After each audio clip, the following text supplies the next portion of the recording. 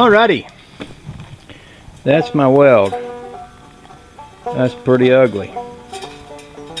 I know some of this I did with the coat hanger wire, some of this I did with this other wire. I think that might have been, I can't really tell, but it's still pretty ugly. Of course, you have to keep in mind I'm using a piece of dirty metal with paint on it. It says you don't really have to worry about cleaning it up because that'll burn it off. What I'm finding is, even with the small tip, you can't get too much heat on this metal because it'll burn through. So it's kind of a balancing act between getting the right heat and then getting your wire in there. Of course, your wire sometimes gets stuck and it balls up too. It's almost like there's a process of melting the wire and the metal together. I'm sure that's an art, like any number of other things that I'm not good at. First time I ever tried to weld with a stick welder, I was pretty awful with that. I got the hang of that pretty good, and I'm getting to where I can do a pretty good weld with this little Lincoln here for lightweight metal. I wanted to try this. I was basically impressed with the welds that Mr. Heavy Chevy was doing on his floorboard, and I thought I'd like to try that kind of welding on mine. I definitely like this better than my regular. That's a propane torch, and I like this better than the torch.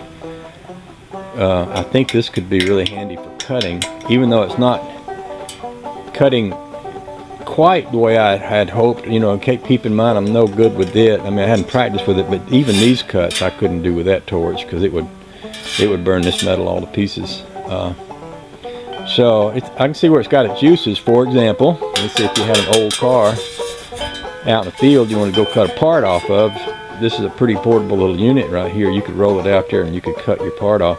You could even weld something back together enough to get by, and maybe enough to do with a little practice. I got a feeling, I've only been doing this out here for half hour or so.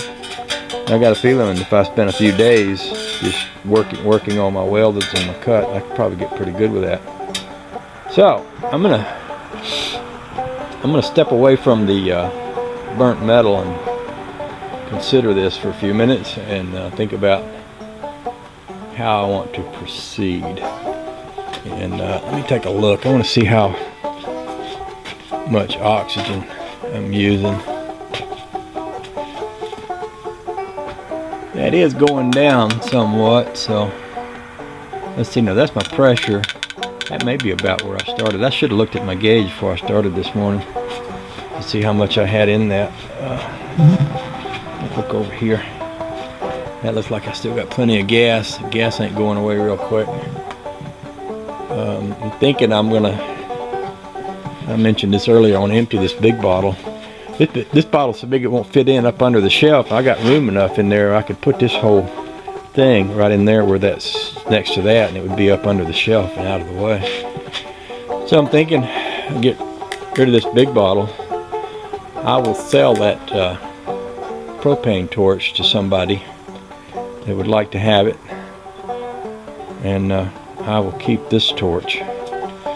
So in getting around to what comes next, you know, I did want to kind of make some progress on the Volkswagen. I think what I'm going to do is stop with this welding and cutting thing and just get my grinder out, put a piece of tin under there to catch the sparks, and just cut that piece of floorboard out, and then start comparing it to that piece I've got back there, and then see what I think about the possibility of getting it put back in.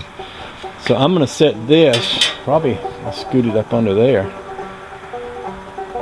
Where I have these two lines hooked together, I might just move I might want my welder out. I might pull my welder out and just park this right next to that. That way I don't have to unhook that line that's run up to that big bottle. Okay?